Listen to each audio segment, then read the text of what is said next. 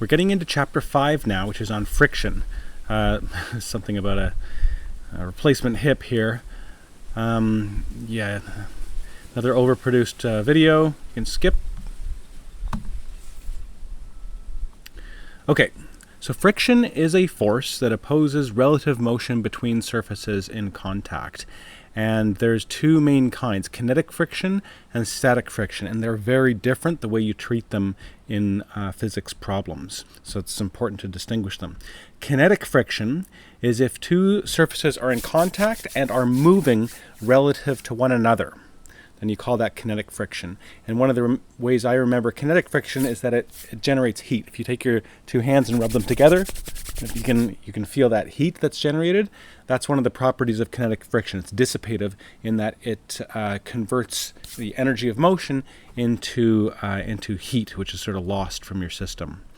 So like if a crate is sliding along, the reason for the kinetic friction is that the bottom of the crate isn't actually a rough surface, and even the floor is a rough surface. If even the smoothest crate and the smoothest floor, if you were to look under a microscope, you would see hills and valleys, or stalactites and stalagmites, and they would bump into each other as it moves. And this is the okay, so and this is the equation. So it turns out, so you would think that it would be very complicated to actually figure out what friction is, because what's going on depends on the shape of these two surfaces. But miraculously, and I think sort of surprisingly, it turns out you can model friction with an approximate equation. And it's the friction is equal to, this is the Greek letter mu, so it sort of looks like a little u or something, and it's got a sub k because k stands for kinetic, so mu sub k, that's a dimensionless constant, times n, where n is the normal force. So you may think that the normal force has nothing to do with it, but I think the more two surfaces are pressed together, the more friction you get, and there's this, I guess, linear relationship is what it's saying here between the amount of normal force and the amount of kinetic friction that you get. So it's a model. It is an empirical model because it was just, people came up with it based on experiments. There's no theory behind why this should be the kinetic friction. It just turns out that it's an equation which works pretty well.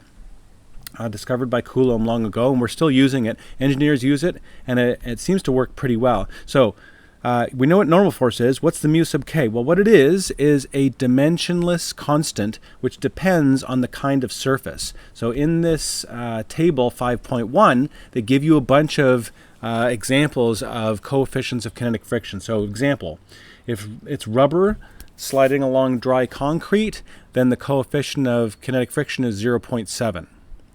Meaning to find the friction, you take 0.7 and multiply it by the normal force between those two surfaces, and et cetera, et cetera. It's always dimensionless. There's no units to the coefficient of kinetic friction.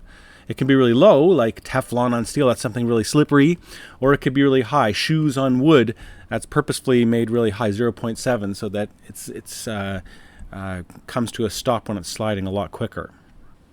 Okay, so going back, now there's the other kind of friction called static friction. This is very different. Static friction occurs when the two surfaces are not sliding. They're kind of locked together, and basically it just keeps them locked together. And it can have any value. This is a very weird thing. It looks like an equation, but it's not an equation. It's called an inequality. It means that it's less than or equal to mu sub s times n. So it looks a little similar. You've got this coefficient of static friction from table 5.1, and you've got the normal force, but really the static friction can be anything. So it can be 0 if there's no reason for the two surfaces to slide, or it can be up to this maximum value on the right here.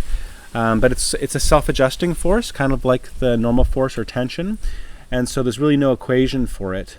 There's just this equation for the maximum. So you can take a look at these coefficients of static friction. What's interesting is that they're always a bit higher. Once something, I guess, stops sliding and kind of locks in, then the maximum force that it takes to get it sliding is a bit bigger than the force of friction as it's sliding.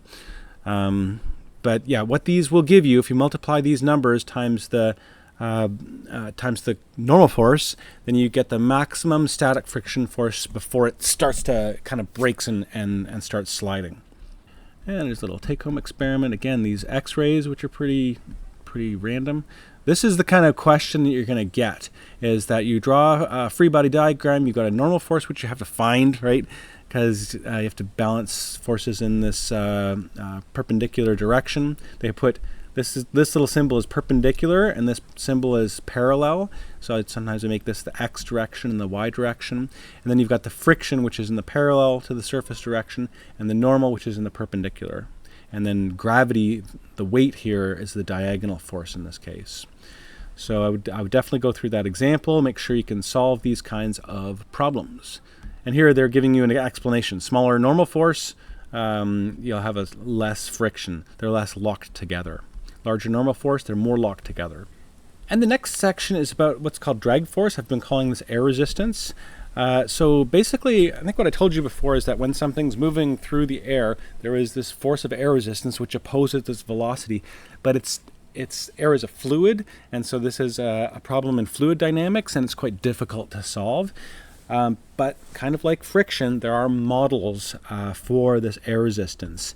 And one of the models is that for most large objects, like bicyclists, cars, and baseballs, not moving too slowly, the magnitude of the drag force it's opposite to the velocity, but it's proportional to the speed squared. And you get this equation, 1/2 c rho a v squared. That's the Greek letter rho, where c is a dimensionless drag coefficient. A is the area of the object facing the fluid, so I call that the cross-sectional area.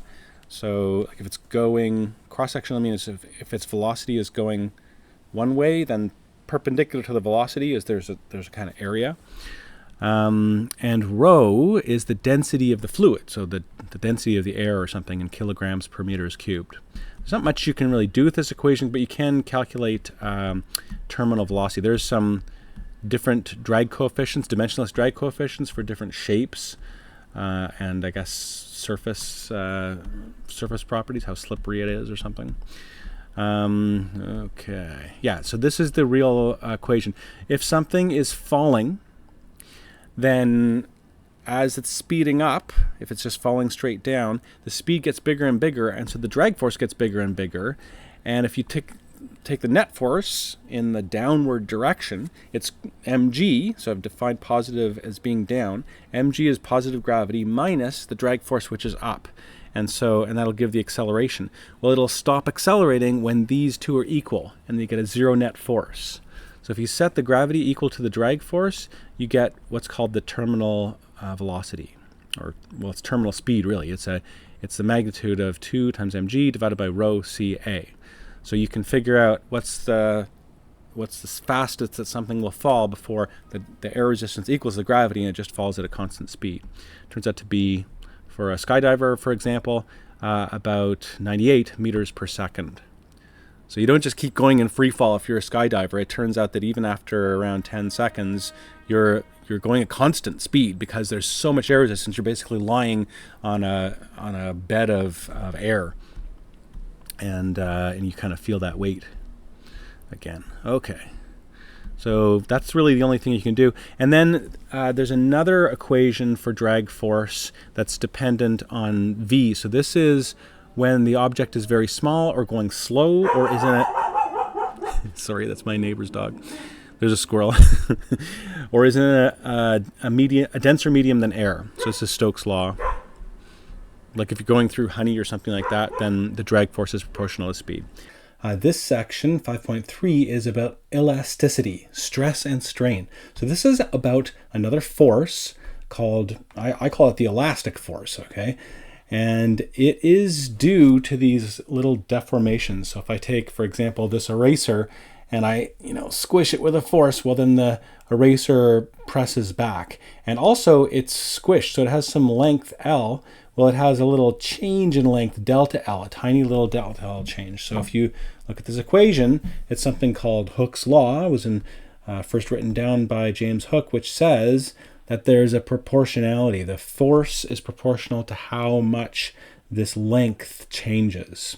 F equals delta L multiplied by they just call it a proportionality constant. Now this one, unlike the coefficient of friction, this one has units. It has units of force per newtons per meter. So you multiply by a delta L in meters, and you get a force in newtons.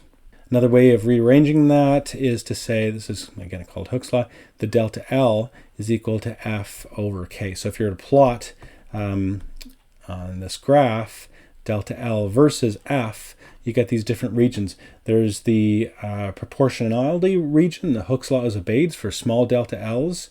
The slope of this straight region is 1 over K, where K is that proportionality constant. And then usually if you overstretch something or overcompress it, then it fails. It starts to fail. Then it deforms, and eventually it actually breaks. Figure 5.12 is showing you how the same force can produce different delta L's for different guitar strings. Same material but thicker, or a different material. There's something called the elastic modulus. Here is also called the Young's modulus. It has a letter symbol Y. And here's another formulation of Hooke's law. Delta L is 1 over Y times F over A L sub 0. So different materials have different Young's modulus value. And then when you make a long rod or cable out of that material, then you can use this more general equation to find how much it stretches. And it's not just proportional to the Young's modulus, but also the cross-sectional area, which is what A is, and also the length. The longer the length, the more it's going to stretch. And if you keep going down, you'll find that there is something called stress and strain. So the idea here, the concept, is that when you stress something, there's an external stress, then that object experiences strain. And so here the force divided by cross-sectional area is what's defined as being stress. And then the strain is defined as the change in length divided by its full length. So the fractional change in length is proportional to I guess it's the pressure, the force divided by area. And that's proportionality is the Young's modulus. And now you can really see that it's the same as Hooke's law. It's just that proportionality constant is the Young's modulus times A over L like the original length. So stress is always a ratio of force to area. Stress has units of newtons per meter squared, also called a Pascal. And strain is a dimensionless change in something's length or size. And so stress is some Young's modulus times strain. Now it's also possible to stress something sort of sideways or perpendicular to its length. And that's called a shearing force. So there's shear stress. And the shear deformation equation is that sideways distance delta x is 1 over s times the stress times the length. So S here is called the shear modulus. And if you go back up to table 5.3, you'll see shear modulus for different materials as well. So for example, you can find how much a nail might bend if something was a weight was hanging off of it. And lastly, there's something called bulk modulus. So it's the last column in table 5.1. And this is this idea that if something is inside a pressurized fluid, it can actually decrease its volume a little bit, even a solid will. So, and delta V is proportional to 1 over the bulk modulus times that pressure, external pressure, times its original volume. And water, for example, has a bulk modulus. So down at the bottom of the ocean, water actually is compressed. It's a little more dense than it is, and that's because of this enormous pressure at the bottom of the ocean. So even though the bulk modulus is 2.2 times 10 to the 9 newtons per meter squared, since the pressure is so high, 5 times 10 to the 7, you actually get a 2% decrease in the volume of water when it's 5 kilometers below the surface of the ocean. And that's it for Chapter 5. Bye for now. My name is Jason Harlow, and I hope you enjoyed this video. If you have time, please fill out the feedback form on my Google Forms available in the description to this video. There's also a link to the Google Classroom where there's a public discussion forum and a place where you can ask me a lot of questions. Also available as a link in the description to this video. I look forward to hearing from you. Take care.